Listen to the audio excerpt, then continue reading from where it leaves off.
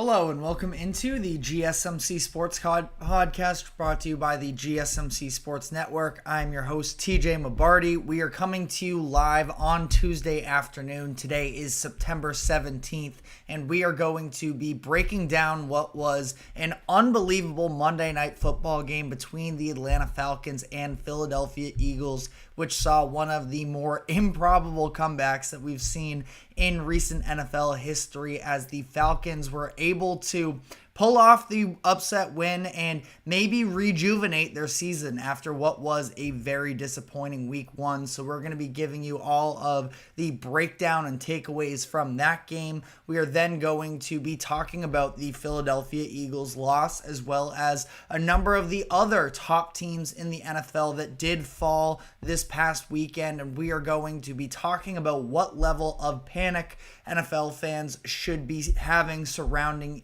each of these teams that lost this past weekend. We will be looking at a little bit of a greater view of this past weekend in the NFL, talking about the biggest win, the worst loss, the best individual performance, and handing out all sorts of NFL Week 2 awards. We will then be moving on, and we will be talking about some of the key injuries that took place to some of the biggest fantasy football stars in the game, and we'll be talking about what the overall timelines look like there and what types of implications they may have on your fantasy football league. And then finally, to wrap up the show, we're actually going to be switching gears to the NBA as CBS Sports put out a very interesting tier list and ranking of all 30 NBA head coaches. We're going to be sharing our thoughts on that. So a whole lot to dive into, but before we do so, just a reminder to like, follow, subscribe wherever you may be keeping up with us.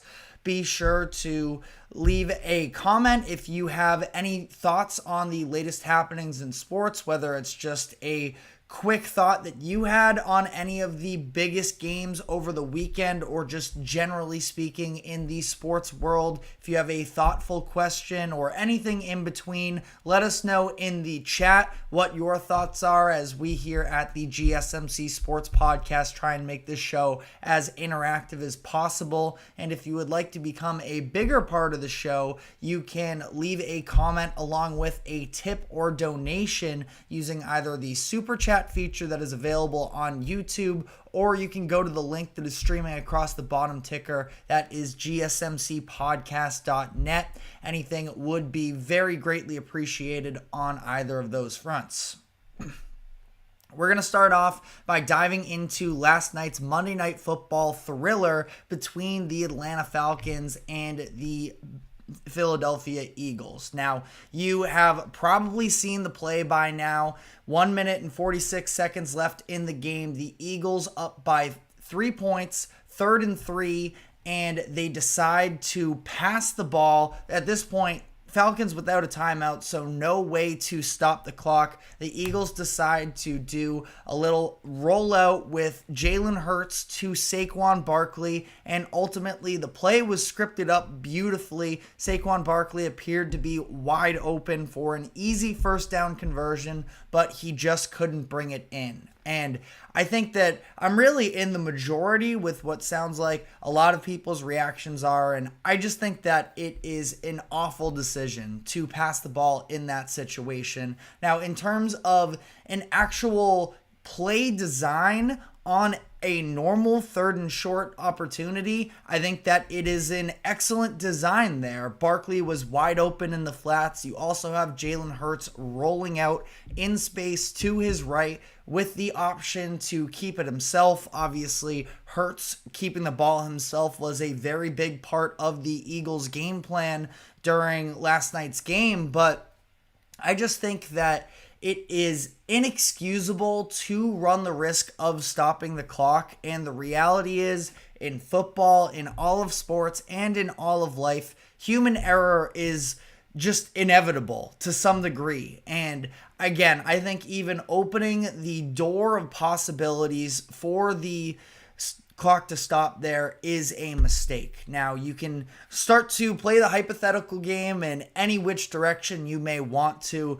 if they end up running it there, the Falcons still get the ball back. They pretty easily drove down the field in 1 minute and 5 seconds. So you can try and make the argument that the Falcons would have scored anyways and the Eagles would have lost if they did in fact settle for the field goal, which, by the way, that's a whole nother conversation that people are talking about. Should the Eagles have gone for it on 4th and 3? I stand by the Eagles there. I think you got to take the points. You can't let a field goal beat you.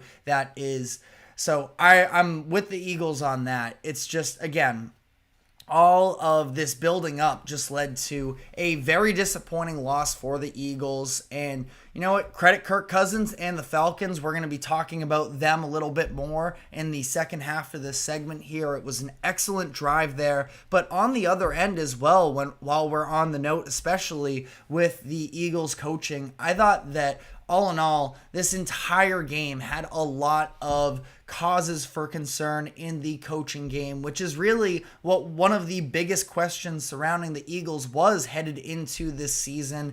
And Nick Sirianni obviously getting the majority of the blame this morning, and rightfully so to some degree. I do feel like people are omitting the fact that Sirianni is no longer the play caller. Now, I'm sure as the head coach, he still has final say in a lot of it, but Kellen Moore is actually the play caller for the Eagles. Sirianni, because of the sort of turmoil that was built up during the second half of last season, he gave up those responsibilities. New coordinators on both sides of offense and defense. So I do think that Kellen Moore as well definitely deserves some of the blame, but of course it's going to fall back on Sirianni for whatever it's worth. But I really didn't think that the coaching all night was good for the Eagles. Like I mentioned, excellent drive for Kirk Cousins to have his first signature moment with the Falcons, but I had a couple issues with the way that the Eagles played this game defensively on that drive and in this game altogether, where why are you giving such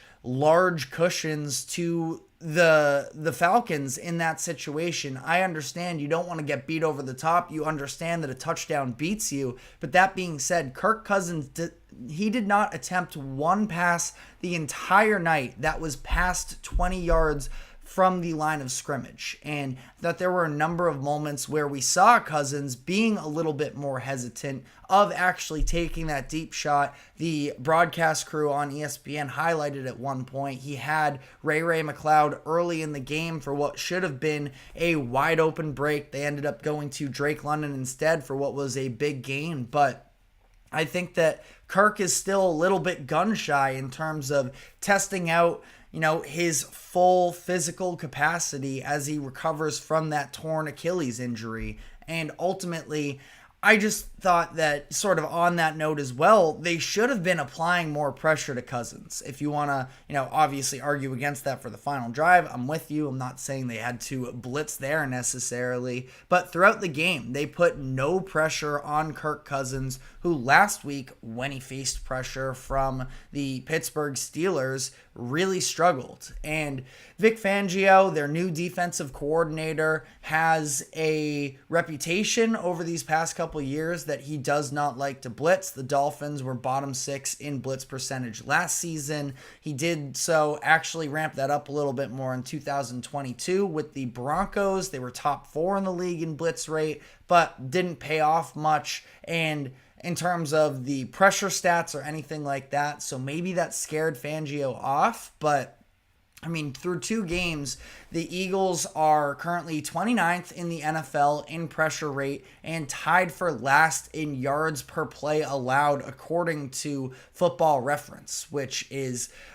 those are some really bad numbers. And again, if you want to play a little bit more conservative, I'm not saying through the entirety of the season that can't be more so your identity, but to not put any pressure on Kirk Cousins, I think, is a mistake. And ultimately, the Eagles, in a number of different ways, sort of helped give this game to the Falcons. So just talk defensive game plan very quick on the offensive side of the ball. I think that it goes a little bit beyond the coaching itself. I didn't love the play calling for Philly in this game. It sort of piqued my interest on that first drive when they ran a QB draw on 3rd and 9. That was a little bit weird to me. And I think that it goes to speak a little bit that clearly the Eagles did not have all that much faith in their pass catchers. They were without A.J. Brown in this game, who's dealing with a hamstring injury, and they decided to go very heavy on the ground, understandably so. You have Saquon Barkley, and then Jalen Hurts also is still a very good runner. He rushed for 85 yards. I believe Saquon was at 95. So you got a really good rushing attack in this game, so that's great. But again, the third and long decision to do that sort of piqued my interest. And then during the game as well, a lot of RPOs. RPOs are a very well utilized thing in the NFL and in the college game. So it's not like I'm frowning upon the decision to use RPOs, but whether it is on Jalen Hurts or on the coaching, they picked up at least 3 ineligible man downfield penalties, which is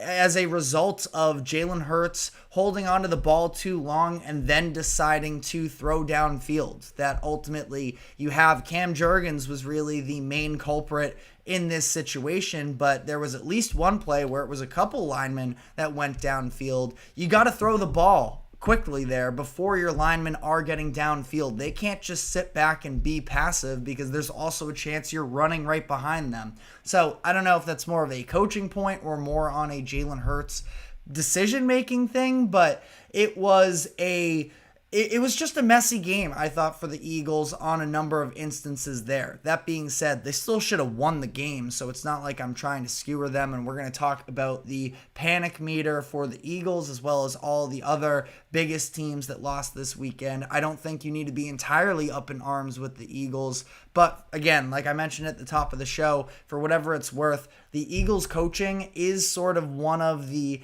bigger storylines with this roster. It is a very talented team, and to have that type of a showing, I think, is a good amount concerning. Now, on the other side, like I mentioned, want to give Kirk Cousins credit because ultimately this Falcons season seemed like it was going to be in a downward spiral, and the Eagles may have done them a huge favor on that third down decision to help keep them alive because it seemed like Philly had it locked up. And, I was writing in my notes at the time during the watch where, well, the Falcons were still competitive in this game and they could maybe look to build momentum, but assuming the Eagles were just able to close that one out, the Falcons would have fallen to 0-2 in a division where the New Orleans Saints and Tampa Bay Buccaneers have been two of the most impressive teams through 2 weeks, and to fall 0-2, that could have been potentially detrimental for their playoff hopes. And now instead, they get an incredible comeback win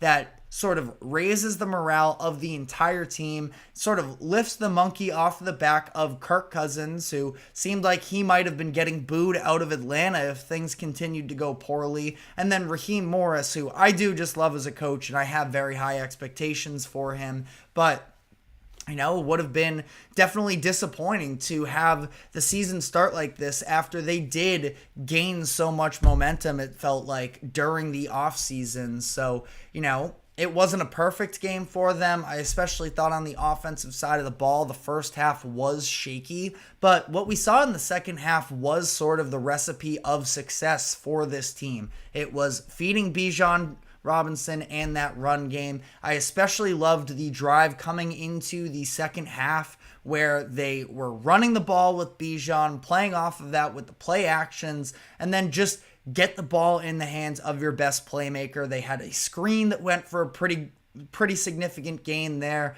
And overall, I've just been really enthused with what I've seen from offensive coordinator Zach Robinson and what he's been able to do with this ground game so far. And that's really what their identity on offense should be if it's, firing on all cylinders. Kirk Cousins at this point, 36 years old, coming off of an Achilles tear that it's feeding Bijan and running behind that offensive line that has been moving people up to this point, especially in the ground game. Haven't looked quite as good in the pass game, but ultimately, Bijan in this game, like I mentioned, feeding him 18 touches for 122 total yards, not to mention the fact that Tyler Algier is somehow already forgotten as a 1,000-yard rusher that he had in his rookie season just a couple years ago, and he's very capable of splitting reps with Bijan, so he had 53 yards on 9 carries. The two of them together averaged over 6.5 yards per carry, and then on top of that, you just have Kirk Cousins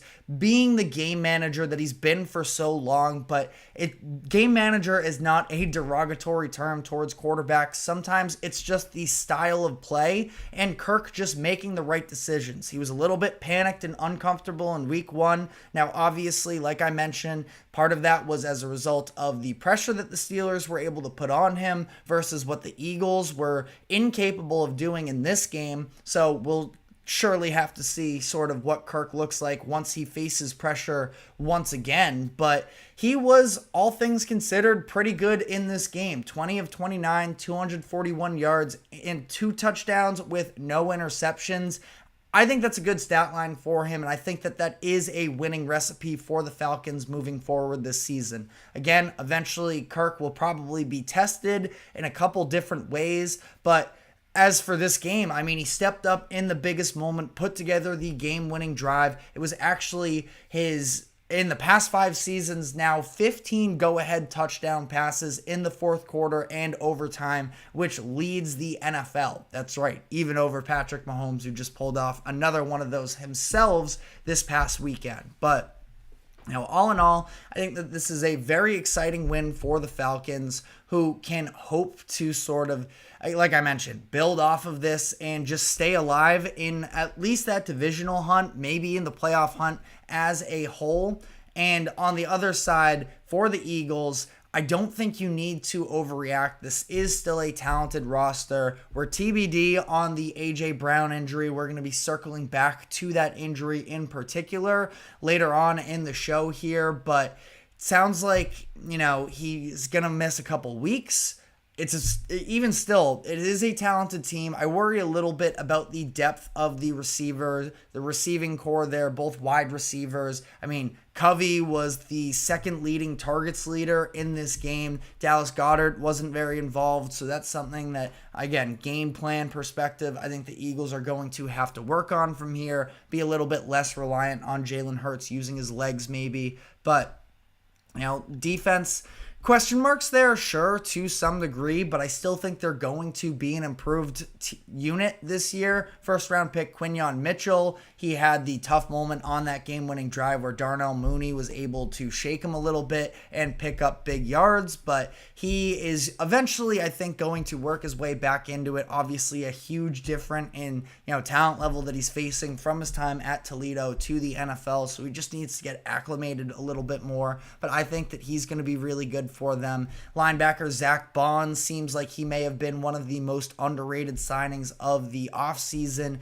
Picking him up from New Orleans, putting him in a bigger role, and he currently leads the NFL in solo tackles through 2 games, so I've liked what I've seen from him. And again, final sort of bow here on the Eagles for this segment is the idea that the coaching is going to be under a microscope because the Eagles have now blown 4 leads within the final 2 minutes of a game since the start of the 2023 season, which is tied with the Falcons for the most blown leads in that time frame. If you're going toe-to-toe with the Falcons in terms of blowing leads, that is not a very good sign. So Falcons get a rejuvenating win here. We'll see if they're able to build on it, sort of what their next tests lie for them. But all in all, was a very entertaining game. Don't know if either team necessarily was excellent in this, but, I still think that much needed win for the Falcons. And as for the Eagles, it's back to the drawing board a little bit, and they have a tough game ahead of them this upcoming weekend on the road against New Orleans. So we are going to be talking further about that Eagles loss and overall just the panic level that is surrounding them, as well as some of the other championship contenders that suffered losses over the course of the weekend. Have a little scale from 1 to 10 on how panicked these teams should be. So we're going to be diving into all of that from the Eagles to the Cowboys to the Bengals and Ravens and all of those sort of championship contenders. But before we do so, we are going to take a quick break. Do not go anywhere. We will be right back. I feel like I'm losing my mind. Is everybody in the world blind? Please, Lord, give me a sign, a sign. I feel like I'm losing my mind. Is everybody in the world blind? Please, Lord, give me a sign, a sign. I wanna be the greatest. Everybody on the fake shit. I look around and feel like everybody is the fakest. I make this every day and I'm impatient. Hoping one day I blow up from the basement. Statement, the top is so vacant. I don't hear shit that I think is amazing. Waiting for my day when I'm playing. Sold out shows for 1,000 faces. Hey, give me that crown. Get in my way and to be put down. It ain't your place, all this my sound. If I want that shit, then I'll get it right now. I'm losing it, the news if it's some losing shit. A stupid myth. You choose to live or choose to dip. You choose to fight or lose your grip and lose a gift. Oh, I feel like I'm losing my mind. Is everybody in the world blind? Please, Lord, give me a sign, a sign. I feel like I'm losing my mind. Is everybody in the world blind? Welcome back into the GSMC Sports Podcast, as we are now going to be doing a little thought experiment here where for our video viewers, I have a scale here of the NFL panic meter. This is based off of some of the top contenders that did lose their week 2 matchups this past week. The scale is on the lower end. 1 is no worries whatsoever, business as usual. And on the other end, 10 is smashing the panic button. And again, we're going to primarily limit this to the top contenders, but just as a little bit of an example here, the Carolina Panthers would be an example of what smashing the panic button looks like. We'll very briefly talk about it here. We did have the news that broke 10 minutes before our show yesterday that the Panthers are deciding to bench Bryce Young moving forward here. So had a little bit more time to, react to it. And ultimately, I mean, it's just a really bad situation there in Carolina. I really do feel for Bryce Young, because whether or not you believe that he could have been a great NFL prospect, I think that ultimately he was done no favors by Carolina, and now just so quickly into the year, it feels like his time in Carolina could be up. Now, I have maybe some outside optimism that possibly Dave Canales and the Panthers organization could work with Bryce Young behind the scenes to see if they can maybe work some things out there, if they can rebuild his confidence. But ultimately, I mean, this just kind of feels like a miss of a draft pick already, and they quite literally smashed the panic button by deciding to bench him in favor of Andy Dalton. They could actually be a little bit better with Andy Dalton under center. I mean, they did win a game last year with Andy Dalton, so I don't think that, this season already is a wash, even if Andy Dalton does lead them to a few more wins. I mean, it's still a bit of a lost season, but at the same time, to sort of add on to that as well is the reality of the situation that this season was more than anything about sort of rebuilding Bryce Young's stock and getting him back on the right track, and instead they're choosing to bench him after just 2 weeks. They are definitely in full panic mode. Again, more so just using that as an example of what the extremities of this scale looks like. But I'm going to start with last night's game and the Philadelphia Eagles, who of course had the collapse loss against the Atlanta Falcons on Monday Night Football. I think that on a scale from 1 to 10, 1 being the least panicked, I have them at a 3. I think that ultimately speaking, they are in a division that truthfully I don't think is going to be all that competitive. We're going to be getting to the Dallas Cowboys here shortly. So I think that the Eagles have a lot of wiggle room, and they are still a very talented roster. They were missing in my opinion, their best offensive player, A.J. Brown. You can argue Saquon Barkley either way. Not going to fight you on it. But, this team has reinforcements coming, which will definitely help them to some degree. I think that the biggest cause for concern with the Eagles is that there was such a pressure around the Eagles coaching anyways coming into this year. And I thought that on all three phases last night, the Eagles were struggling, and ultimately, I that does draw a little bit of concern for me. Now, they're still going to be on a very good path to not just make the playoffs, but likely win their division as long as they handle business. So I'm not all the way up in arms about them, but definitely some red flags if you're talking about them as Super Bowl contenders. But that being said, we are just coming out of week 2, so a whole lot of football left there. But I mentioned the Dallas Cowboys. They suffered a blowout loss to the New Orleans Saints at home in their home opener, and I have them at a 5. Now, ultimately, the Saints might end up being a very good team for this upcoming season, and you do have to take that into perspective. They also won a game in pretty convincing fashion in week 1. Now, I've talked about this before. I think that game was more so about the dysfunction of the Browns than the greatness of the Dallas Cowboys, but the Browns also just won a game, and they beat a team that is also going to be on this list later on here. But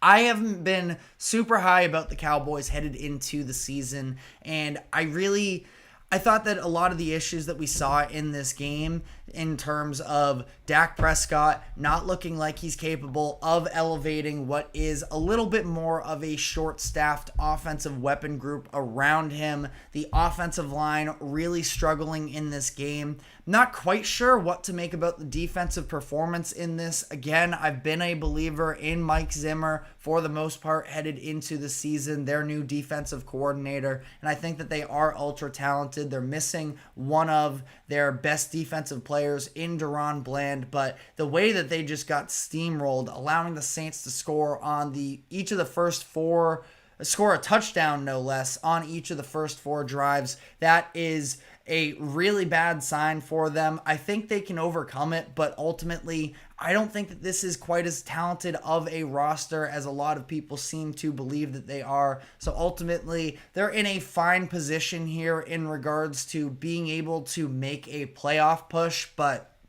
when you talk about sort of how they match up against some of the top teams in the NFL, I have some real concerns there. So I have them at a 5 on the panic meter entering week 3.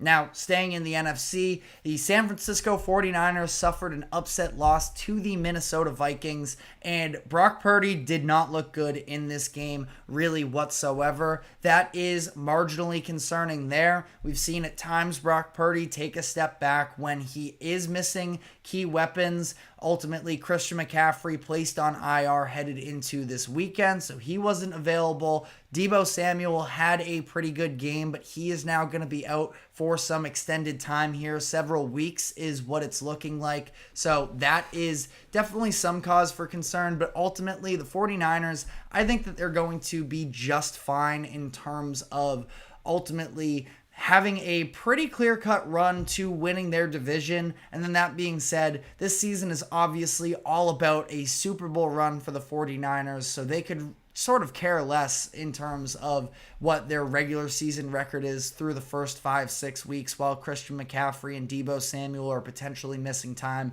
That I'm not worried about them really all that much whatsoever, but we'll have to see as with the injuries piling up, can they sort of overcome that in these next few weeks? But I have them with a 2 on the panic meter scale. But like I mentioned, I think that they have a relatively easy path to the division. And one of the reasons for that is the fact that one of what was perceived to be their top competition in the NFC West was the Los Angeles Rams, and I think that things are getting really bad for the Rams here, really dicey as Cooper Kupp is now expected to miss a handful of weeks, likely to be placed on the injured reserve list, dealing with an ankle injury. This comes just after Puka Nacua was placed on the injured reserve list after last week. They've already lost, I should say, 2, let alone 3 starting linemen on this team. Technically, Noteboom is a backup that was playing in week 1 in replacement of Alaric Jackson, dealing with suspension, but now both of their starting guards, and Jonah Jackson and Steve Avila, are being placed on the IR. So this just kind of feels like the season from hell to some degree for the Rams, who are just all of these injuries already piling up for them. They are 0-2, just got blown out by the Cardinals. I just don't think that this is their year. And ultimately, I have them at an 8 on the panic scale. Moving on to the AFC now, the Baltimore Ravens suffered, at this point now, the biggest upset loss in terms of betting lines. Coming into it, they were 8-point favorites, I believe, is what they closed at over the Las Vegas Raiders this past weekend. And the Ravens, ultimately, I think that what this game came down to was just an inability for the offense to close out the game for them, and the defense really showing some signs of concern. Now, ultimately, the Ravens are still a very good team. I have them with a 3 on the panic scale. That's the same number as the Philadelphia Eagles. Now, in terms of the Ravens' identity, I am probably less worried about them than I am about the Eagles. The reality for the Ravens, though, is that they are 0-2 in what is an NFC North division that hasn't looked great out of the gates, but we do know is very competitive. And ultimately, I think that if they end up falling into a hole, it might be insurmountable. Now, we talked about this yesterday on the show. Steelers are the only undefeated team at this point. They still don't even know what they're doing at quarterback. The Browns are 1-1, and it's the Ravens and the Bengals at 0-2. So ultimately, the Ravens, I do think that their defense is going to have to take some steps forward here. You cannot allow yourselves to get carved up by Gardner Minshew. That is a very bad sign moving forward here, but ultimately, I think the Ravens are going to be okay. I anticipate them bouncing back, and I think that they'll be one of the top contenders in the AFC, but have to start sort of turning their season around sooner rather than later, given the urgency that is required playing in the AFC North. But just mentioned the Bengals, who are also 0-2. I have them at a 4. I'm not as concerned as a lot of people seem to be with Cincinnati. I sort of have a lot of the same sentiments that I do with the Bengals, with the Ravens. They sort of still are the team, and I understand the loss to the Patriots is a really bad one in week 1, and that is sort of especially tainting things, but the Bengals, I feel like last week competed really well with the best team in the NFL in the Kansas City Chiefs, and ultimately the fourth quarter was a meltdown, and Bengals fans got to be pulling their hairs out a little bit about not winning that game, but at the same time, that was the hardest competition, really, especially going to Arrowhead for that game. Probably the hardest competition they'll face all year. And again, they fall by 1 point because, a series of events in the fourth quarter, they sort of, it's on them for that loss. But at the same time, I think Joe Burrow is just fine. I think the offense is going to figure themselves out. I thought the defense showed a lot of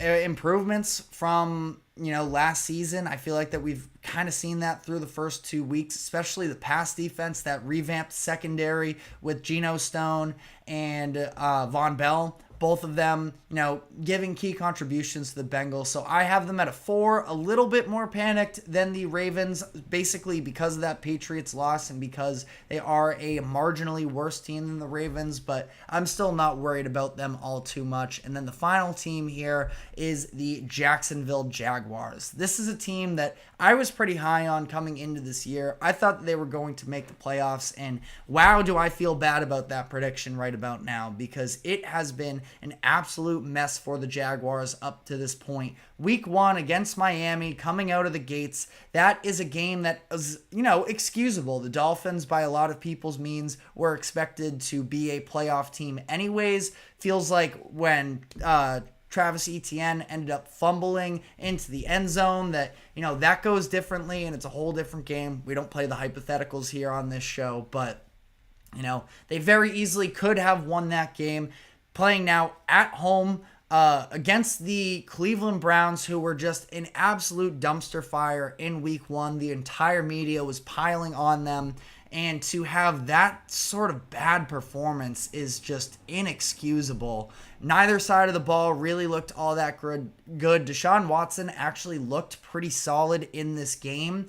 And I thought that, Trevor Lawrence in that offense was it's really disappointing. Getting to be, panicked for a couple reasons. Number one, that they are now 0-2 and their next two games at Buffalo and at Houston. They're going to need to win at least 9 games to make the playoffs. And if you go and you look at their schedule, I think that is pretty hard to piece together if you look at it extensively. Now, again, we're still just coming out of week 2. Whole lot can change from here. But if they fall into an 0-3, 0-4 hole with these games against Buffalo and the Texans on the road, I think it is going to be almost insurmountable to pull off a comeback into the playoffs. Now, we did see the Jaguars do a little bit of that in 2022 when they were able to, overcome a slow start and make a late season playoff run, but I don't really have faith in that right now. Not going full panic mode with them, because if they win at least one of these next 2 games, you can sort of settle down a little bit more and talk yourself into, maybe if Trevor Lawrence looks good, then they can work themselves back into it, but has not looked good whatsoever. Trevor Lawrence has not looked good whatsoever. Jaguars can't be feeling great about that contract at this current moment. They're definitely not the only ones of those contract extensions that were handed out this past offseason that haven't aged great. We're probably going to do a deeper dive into that either later this week, or we might let a couple other weeks play out from there. But feeling really bad about my Jaguars pick for the playoffs up to this point. I am on the more severe end of panicking at this current moment. But, let me know what other teams that you think should be very nervous coming out of their week 2 performances. There were a number of other teams that I wanted to throw in here, but restricted to 12 minutes on this segment. So, let me know what your thoughts are in the comments section. But we are now going to be switching gears a little bit, and when we come back on the other side, I am going to be handing out some week 2 awards, doing a little bit of a new segment here, talking about the best game, best win, worst loss, and all those types of best individual performances and such. So we're going to be diving into that next, but before we do so, we have to take a quick break. Do not go anywhere. We will be right back. Looking for your daily fix of sports talk without having to pay for it? GSMC Sports Network is available on YouTube. Just search GSMC Sports Network. Get your fix of daily sports talk shows on YouTube, absolutely free. NFL, college football, NBA, MLB, MMA, UFC, fantasy football, and so much more. GSMC Sports Network has shows running all day long, with new sports shows starting every 2 hours. Just like on your favorite cable sports channel, except GSMC Sports Network is absolutely free. Just search GSMC Sports Network on YouTube to catch one of your new favorite shows, like the GSMC College Football Podcast, Chip Shot Football Podcast, Hoops and Heels Women's Sports Podcast, GSMC Basketball Podcast, and so many more. Check it out for yourself. GSMC Sports Network, now available on YouTube absolutely free. Search GSMC Sports Network on YouTube right now. Welcome back into the GSMC Sports Podcast, as we're introducing a new segment here. We're going to continue to revise it as we go on here, but NFL Weekly Awards. Now we're going to be talking about the biggest games, the biggest statements from teams, the worst losses, and along those lines. So if you have any suggestions as to what types of superlatives you would like to see us come out with, definitely be sure to use the comment section and let us know there. But Starting off here, the best game of the week, in my opinion, was the Kansas City Chiefs versus the Cincinnati Bengals. Like we just talked about in the last segment, I know that a lot of people are sort of trying to write off the Bengals. The fact that they were 6.5-point underdogs coming into this game, I think was very disrespectful, and ultimately they showed that they still can hang with the best of them. Now, ultimately, they fall here, so I don't want to give them too much praise, but this is a very possible this is a very possible, playoff matchup later this year. Now, it feels like we got robbed a little bit because of the defensive pass interference penalty. Would have been just a lot more fun aesthetically if ultimately the Chiefs were able to pick up that fourth down conversion without a penalty, but got to be more disciplined on the Cincinnati side of things there. So, either way, I think that this game had a little bit of everything. We didn't even get Patrick Mahomes versus Joe Burrow at their peaks, really. I thought that, Burrow did ultimately play pretty well in this game outside of the fumble 6 that occurred, but I do think that ultimately speaking here, he played pretty well. Patrick Mahomes left some to be desired. I believe that I heard that this was the lowest amount of points lowest total amount of yards that Patrick Mahomes has had when he's played a full game. So Bengals may have sort of discovered something there in terms of what type of competition they can sort of stand against the Chiefs, but ultimately I think that this was a pretty good performance, all things considered. It was a fun game, a lot of late game dramatics there, and what would the NFL be without a little bit of controversy? So I do think that this was the best game, although last night's Monday Night Football game between the Atlanta Falcons and the Philadelphia Eagles also would rival that. And we're not doing a worse game here, but oh my God, that Bengals-Texans game would 100% be there. And maybe that's a superlative that we add in moving forward here. But the best win of the week, I think, was the New Orleans Saints over the Dallas Cowboys. The Saints blew the doors off of the Carolina Panthers in week 1. Derek Carr looked really good in that game, and that was exciting. But as we've clearly learned, especially with this week 2 in the books, that it's hard to put much stock into any sort of a performance against the Carolina Panthers. So the Saints still had a number of questions going into Jerry World, where the Saints offense especially was lights out last season up until their playoff game against the Packers. But this was a huge statement win for the Saints, that they are to be taken seriously. Now,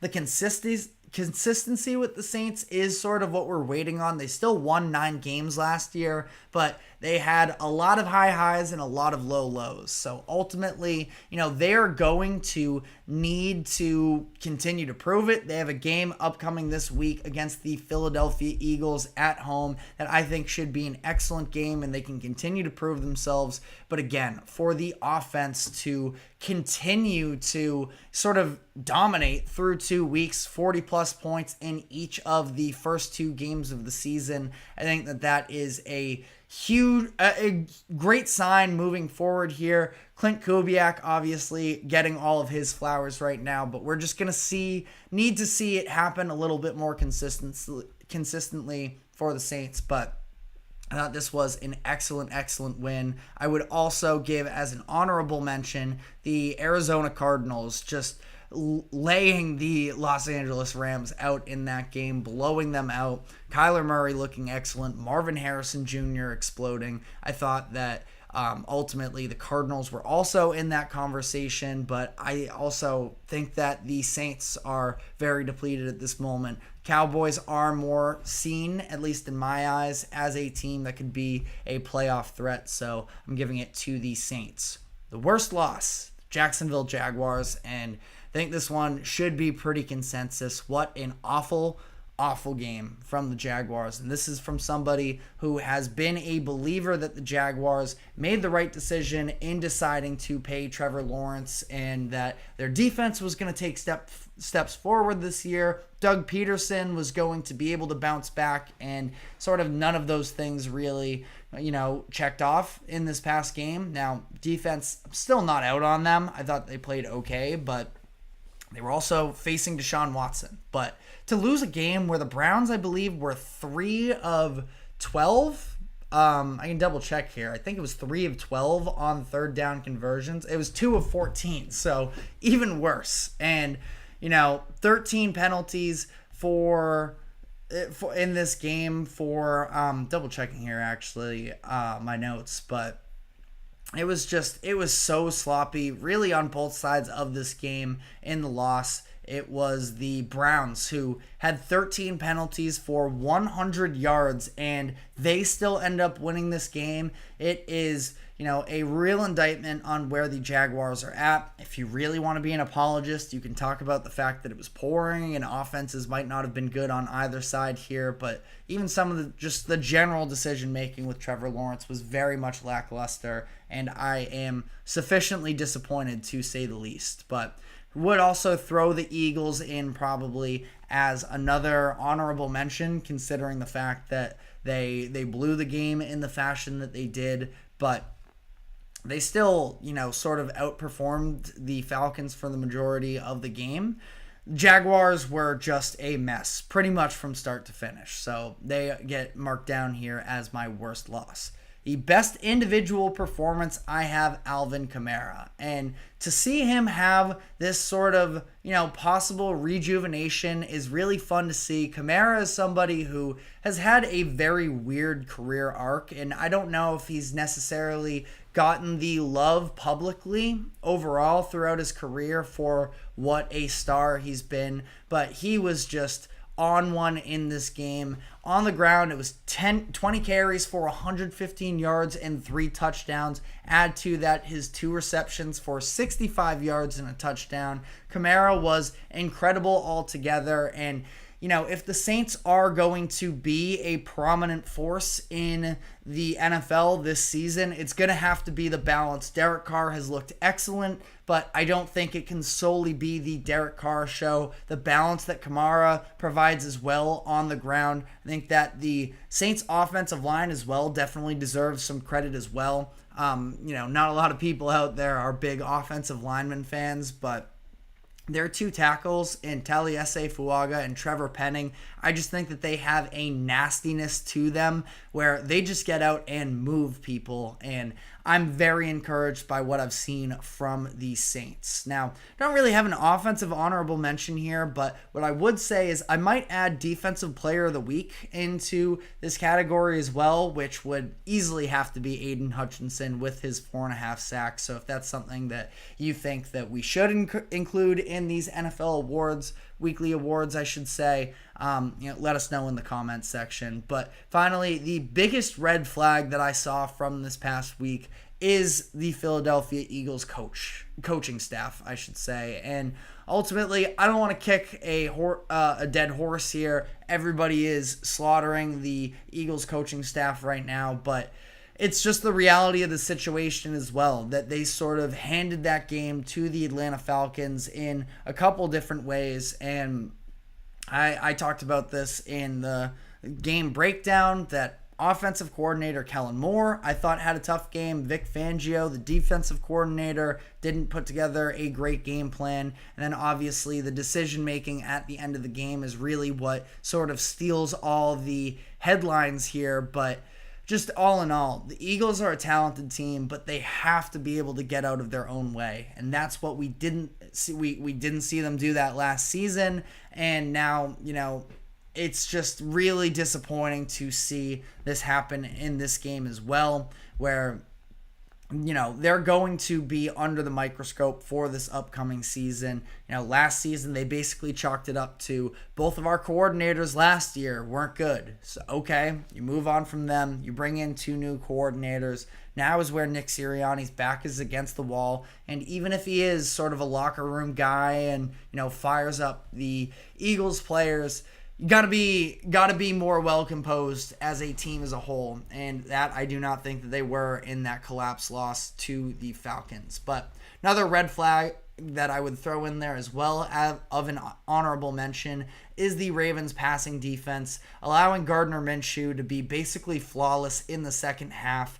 that is a very bad sign. The Raiders got nothing done on the ground. I'm a big fan of a lot of players on that Ravens front seven, and I think that they should be, all things considered, pretty good in that secondary. Nate Wiggins not in for this game.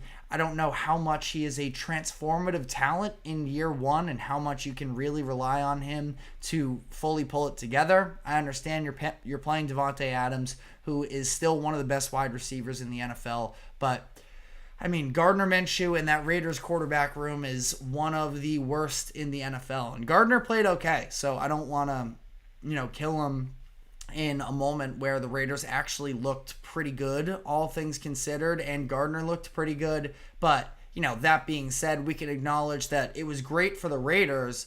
That's not a team that the Ravens should allow to throw all over them the way that they did. But again, sort of first rendition here of the weekly NFL awards. Let me know what sorts of awards you think we should be handing out. But we are now going to move on here. And when we come back on the other side, we're going to be discussing some of the top fantasy football stars that suffered serious injuries this past weekend, talking about what the timeline appears to be at this current moment and what implications it may have on your fantasy football league. So we are going to be diving into all of that, but before we do so, we're going to take a quick break. Do not go anywhere. We will be right back.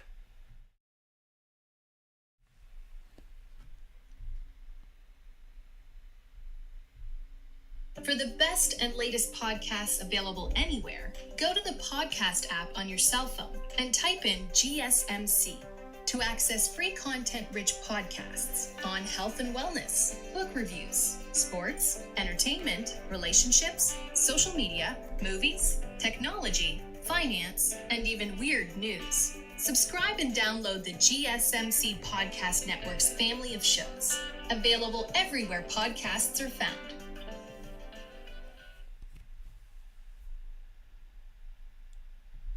Welcome back into the GSMC Sports Podcast, as we are now going to be analyzing some of the key losses to fantasy football stars due to injuries. It was unfortunately a pretty bad week overall for some of the top fantasy football stars in regards to injury news. So we're going to be diving into each of those situations and talking about the implications that come from there. We're going to start with the Philadelphia Eagles, who played last night without their star wide receiver, A.J. Brown, who is dealing with a hamstring injury. Brown called it a freak injury where he just sort of seemed to have pulled his hamstring in practice, I believe it was, on Friday afternoon. And the Eagles and Brown have been pretty vague overall about what it is specifically, but A.J. Brown did just tell ESPN's Lisa Salters that he's going to be out for a couple weeks. That was last night during the Eagles game that she reported on that.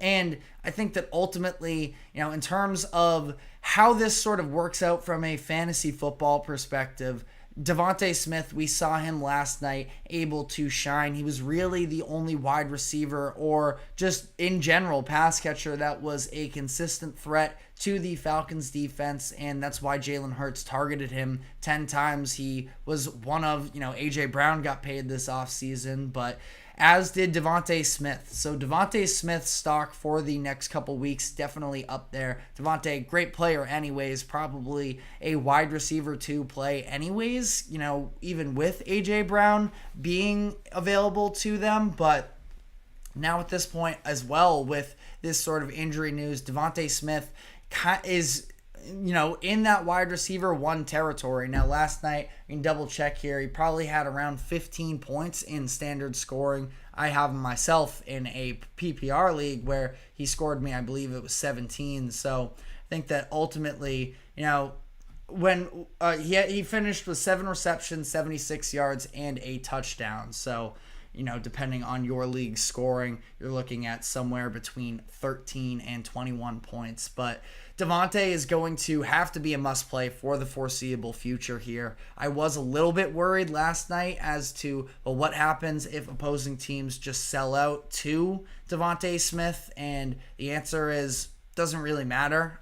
There aren't a lot of other options for the Eagles. I mean, Dallas Goedert, I would imagine that after last night only receiving 3 targets, I believe it was, that Kellen Moore is going to, the Eagles offensive coordinator, he's going to sort of recalibrate there, try and work him into the game more. It's also interesting, Jahan Dotson was a trade acquisition for the Eagles right towards the end of training camp that maybe we could see him sort of work his way into the system. He at least got a couple weeks in training camp there. Not that he's going to be ultra familiar with the system and familiar with Jalen Hurts, but I think that, somebody at least to maybe keep an eye on. But I think the player that benefits from this more than anything is Saquon Barkley. And yes, obviously ends up having the drop on 3rd and short that everybody's killing him for. But I think that that's something that they're probably going to try and work in a little bit more, is him and the receiving game, because I just don't feel like Jalen Hurts carrying the ball 12 times for himself is all that sustainable, especially considering the injuries that he suffered last season to his lower body. I believe specifically it was his knee, that they're going to want to take the pressure off of him a little bit. And I think Saquon is going to get a lot of touches in these next few weeks, especially so with A.J. Brown out. So I think that ultimately Eagles are a pretty short team in terms of depth for pass catchers, so does open up a lot of sort of alternative routes here for Saquon Barkley. But moving on here, Isaiah Pacheco ended up fracturing his fibula in the Kansas City Chiefs game in the final 2 minutes, them versus the Cincinnati Bengals, and this is just such a disheartening loss. Pacheco, one of my favorite running backs in the league, he has been excellent to start this season, and now he goes down, and really the Chiefs don't have all that much of backup options for them. Carson Steele was sort of their second leading rusher this past week in terms of attempts, that maybe he could be worth a pickup and see if he's a flyer for flex. The Chiefs internally seem to love him a lot. He is supposedly a grinder behind the scenes and somebody that, yes, he did end up fumbling in this week 2 game against the Bengals, but maybe he could sort of, now that he is a little bit more the bell cow, get some more touches.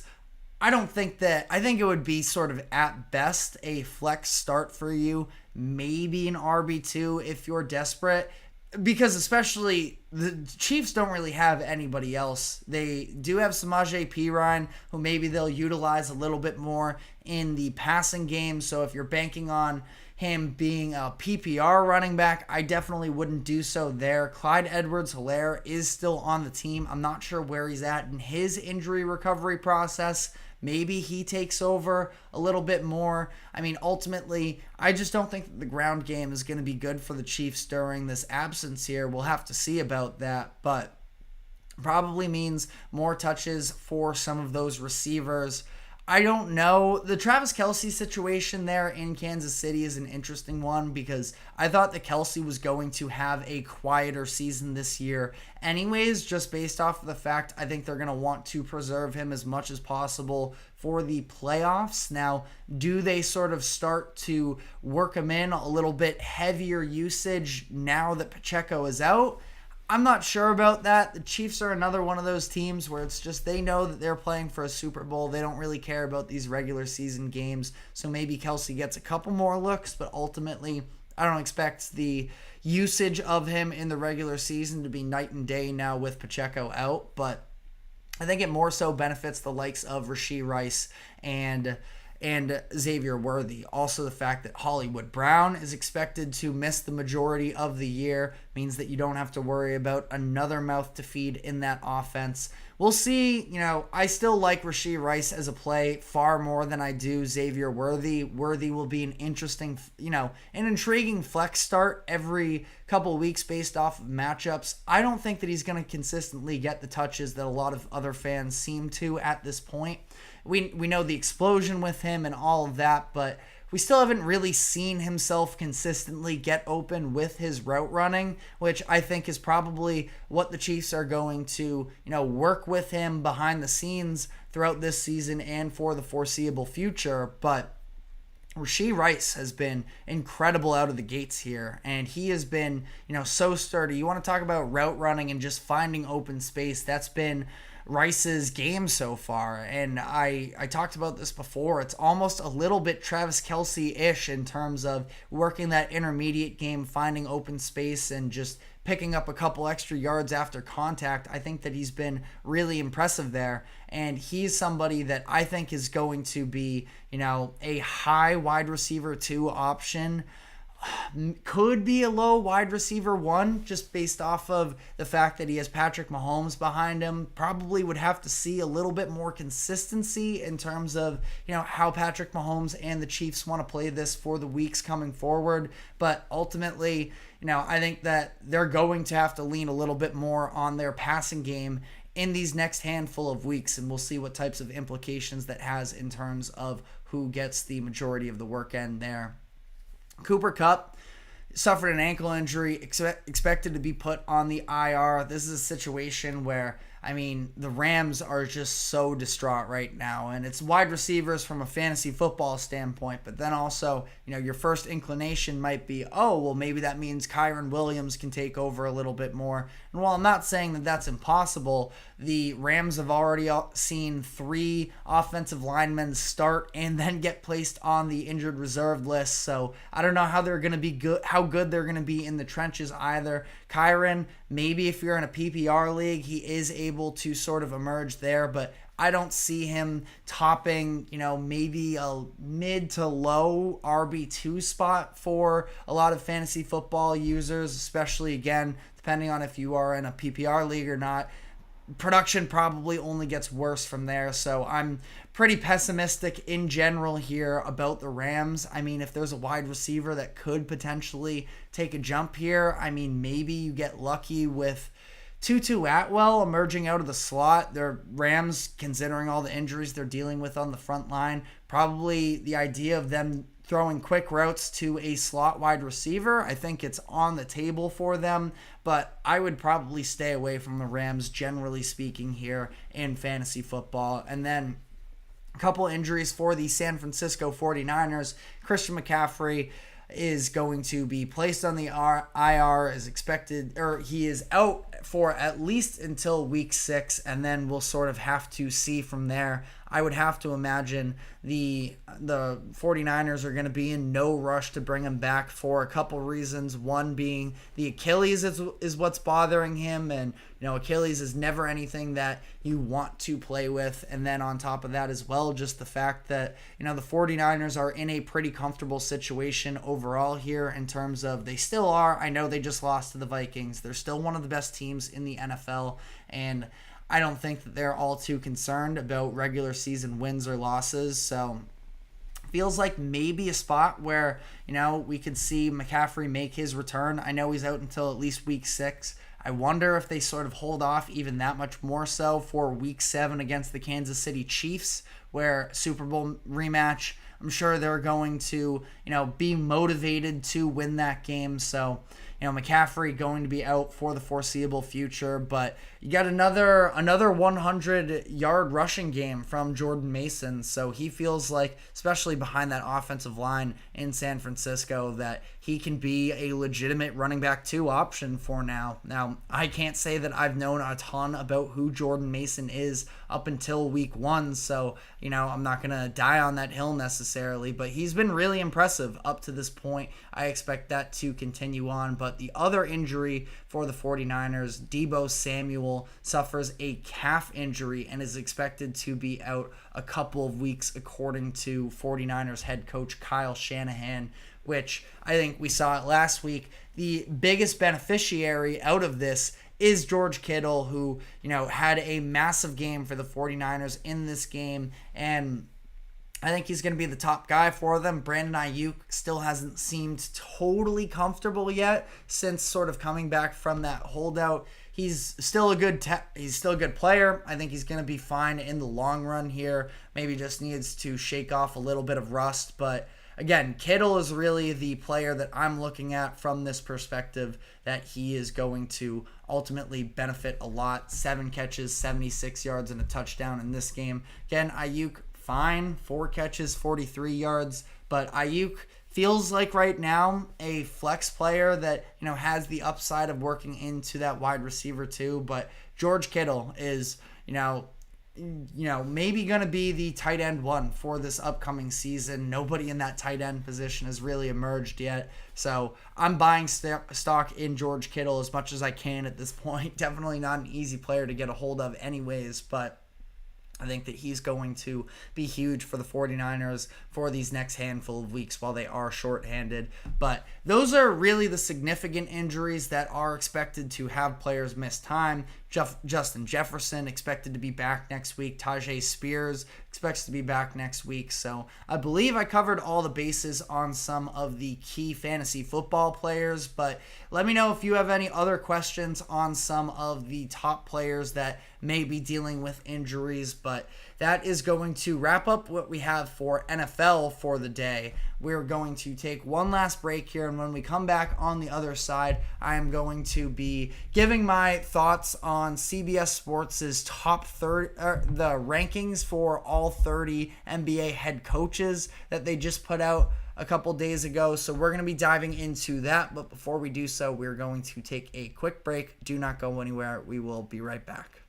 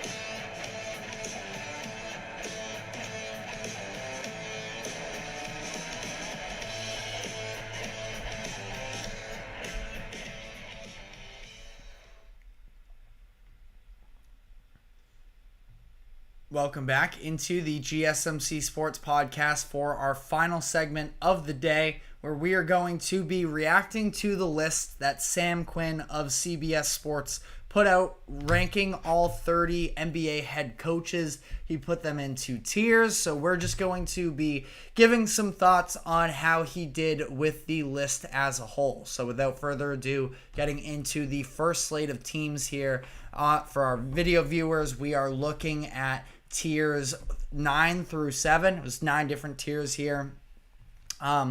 Ultimately, it is 30 J.J. Redick, 29 Brian Keefe, 28 Charles Lee, 27 Jordy Fernandez, 26 Darko Rajakovic. Sorry for the mispronunciation there.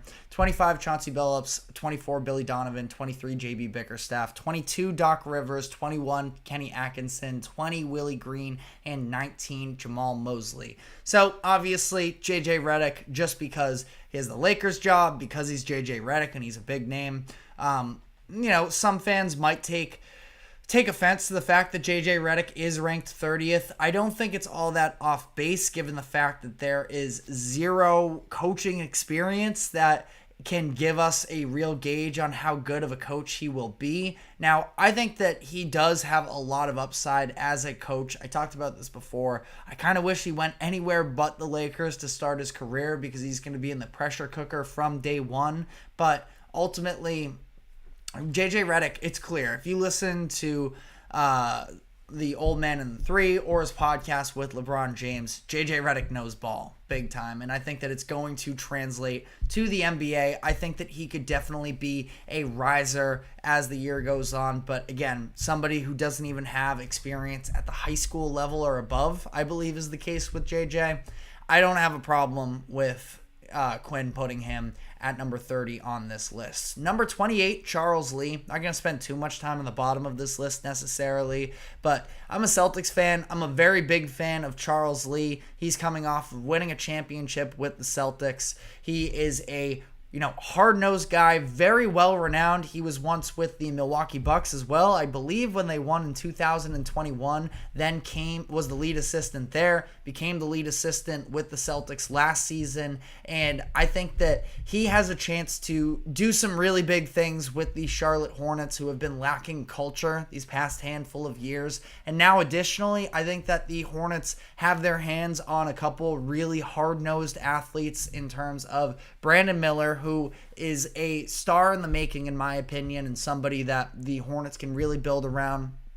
Takes a ton of pride on his defense just as much as his offense. And then they just drafted Tijan Salon with the 6th overall pick from France. A lot of NBA fans don't know a lot about him, but this guy is a grinder, and I think that the two of them together with Charles Lee and the intensity that he's going to bring, I think that he's at least going to be a culture setter for this Hornets organization that desperately needs it. Also want to give a little bit love to Darko, Jordy Fernandez here, where I think that ultimately, Jordy, I want to give credit to Darko because he had to deal with the tanking situation in Toronto last season, but I thought that there were, a number of times where he was able to sort of get that emotion out of his players, and another guy that I think could be a culture setter and I think could, jump up this list. But that was the tier 9 of We Don't Know Enough. Tier 8 here, Chauncey Billups, Billy Donovan, JB Bickerstaff, and Doc Rivers. Rivers at 22 feels low to me. Now, I understand not a popular coach with a lot of NBA fans whatsoever. I do feel like it's a little bit low, especially coming behind the promising young coaches tier ahead of him with Kenny Atkinson, Willie Green, Jamal Mosley. I'm a big fan of Jamal Mosley. I like Willie Green as well.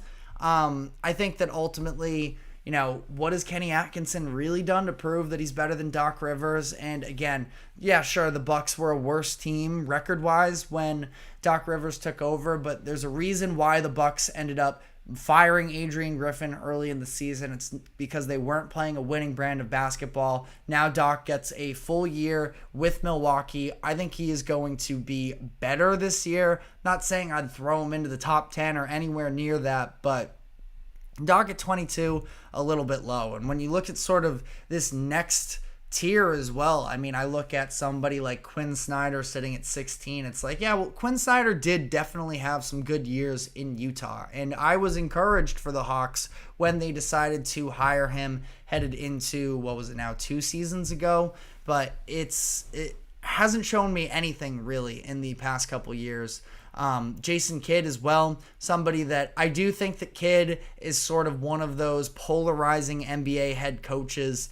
Hard to put him at 18 considering that the Mavericks did make some serious adjustments in the second half of the season, but was that about Jason Kidd or was that about the talent that was actually on the roster? I think it was a little bit more so about their additions of PJ Washington and Daniel Gafford, but Kidd at 18, I'm not going to be too up in arms about it. The fact that Taylor Jenkins, though, and Michael Malone were this low on the list, that didn't sit great with me. And it's tough because you look at the names ahead, and it's not like at this point, I think it does sort of go to show how much depth there is at coaching in the NBA. So, that's kind of one of the takeaways I got from this list as well, looking at all of it. But I feel like that they should have been maybe a little bit higher. And unfortunately, one of those names that I would have bumped down is Greg Popovich. I mean, it's tough. I totally understand where Quinn was coming from when he put this list together, that he didn't want to leave Greg Popovich out of the top half of NBA coaches, but it's just an interesting thing. Yeah, sure, the talent has been really, really bad surrounding the Spurs, so I'm definitely not going to knock Greg Popovich. He's one of the greatest NBA head coaches of all time, but we also saw in an NFL comparison here, which isn't totally fair, but Bill Belichick also having a huge hand in the way that the franchise goes about business, and ultimately, I don't even think it's that the game passed him by, and Greg Popovich is far more friendly and, with his players and everything than Belichick was at the end there, but it might just, sort of be past the prime at this point. So I probably would have put Popovich a little bit lower. Please don't skewer me in the comment section there. But that takes us to the fourth tier here, which he calls the obvious floor raisers: Mike Brown, Chris Finch, Joe Mazzulla, Tom Thibodeau, Mike Budenholzer, and Ime Udoka. I would say that Joe Mazzulla being at number 11 feels disrespectful to some degree. Now, I understand not a ton of proven entity there, as with Ime Udoka as well, who I do think is one of the best coaches in the NBA. Yes, I know I'm a Celtics fan. I'm highlighting a lot of Celtics guys here. I promise I am an unbiased analyst here. But, I think it's interesting, and we're going to get into that third tier after this. But a lot of other young and unproven head coaches who haven't had nearly the same success. So I feel like, and having success, especially in the NBA, is sort of relative because it's so much about the player talent that you have. But I feel like Mazzulla, just the way that, and this is a proven season for him in general, because of the fact that he did just lose Charles Lee, his head assistant. Jeff Van Gundy was a senior advisor for the Celtics this past season. He's now moving on to the Clippers, so this is going to be more so in the hands of Mazzulla. I can't say I'm outraged by the fact that he's at 11, behind Tom Thibodeau. I agree. I feel like it's neck and neck with Ime Udoka, but I am also a big Udoka fan, even despite sort of the nonsense that took place at the end of his Celtics tenure. But I think he has a very bright future. But it does sort of pour me into this next tier here, where the third tier is just calls the Wonderkins of Will Hardy and Mark Daigneault. And both of them very good, promising young head coaches. But realistically, I mean, what have either of them done really up to this point? Will Hardy, another former Celtics guy, by the way, but I really like Will Hardy. I was sort of, especially after that Udoka situation, I was a little bit upset that Hardy was able to, walk away, because I would have definitely liked him as the replacement for Ime Udoka, but I think things worked out there in Boston, so can't complain too much. But him and Daigneault being where they are in this situation, I feel like Daigneault, and maybe it's that I don't know enough about the specifics of what he does, and if you are more familiar, definitely be sure to let me know in the comment section your defense of Daigneault. I just feel like he also has sort of benefited from having a very talented young team that hasn't necessarily been given that same credit until this past year when they were the 1 seed, and they haven't really done anything yet. Now, that's not a fair statement whatsoever. Chet Holmgren just played his first full season. Shai Gilgeous-Alexander is emerging as one of the superstars in the NBA. Jalen Williams continues to improve. So there's so much room to grow with this entire roster, and it's not fair of me to hold the Thunder to a higher standard than what they are. That being said, though, I also do kind of feel like the Thunder have been able to sort of skate by with very little expectations, even though they are talented. Now, from the 2023 season, big issue is that with Chet injured, they didn't even have a center. So I can't bury Daigneault all too much. I'm curious what makes him so special that already he's a top 6 head coach in the NBA, where he has also benefited from having overall a very talented team.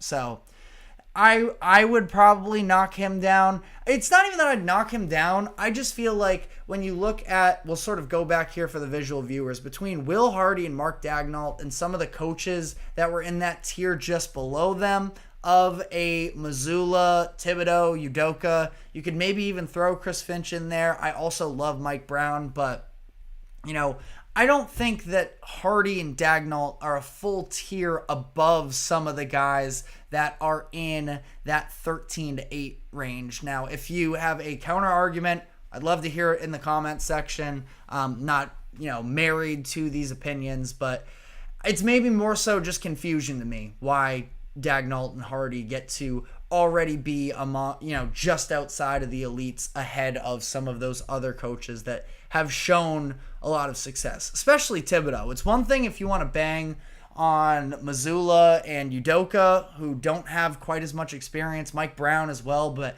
Tibbs has been in the league forever and he's had a lot of success during that time. So, I feel like them being on different tiers doesn't really sit all that well with me.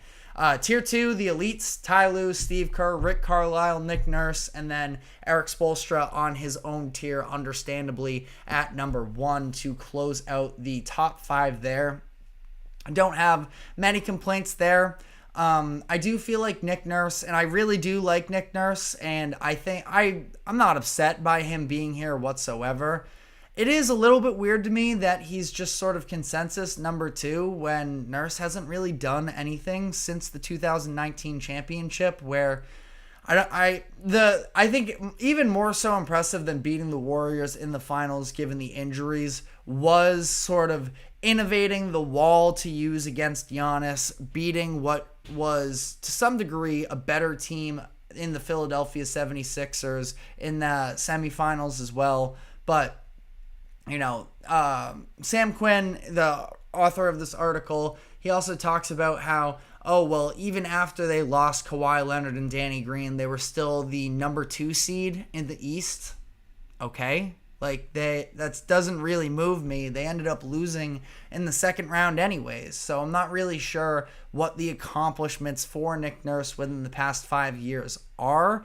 Now, he didn't necessarily get a totally fair shot anyways with the Sixers this past season, given the injury to Joel Embiid. They were on a pretty good pace up until that took place, but ultimately, I can't be too mad at it because I've been a Nurse fan for a lot of his career since taking over for the Raptors. But, I think overall it's a fine list. Maybe I look into making a list of my own. It's not totally fair of me to just sit here and criticize and not make my own. It's also NFL season, so I can't say I've been super in the weeds with NBA just yet. But that being said, we're just outside of a month away from the beginning of the 2024 season, which I am 24-25 season. So definitely looking forward to that. But that is all the time we have for today. Thank you very much to the GSMC Sports Network for allowing us to host this show. Remember to like, follow, subscribe wherever you keep up with us. Be sure to check us out on social media as well for more exclusive short content. And we will be back tomorrow afternoon with same time as always at 2:00 p.m. Eastern. We will see you then. Take care.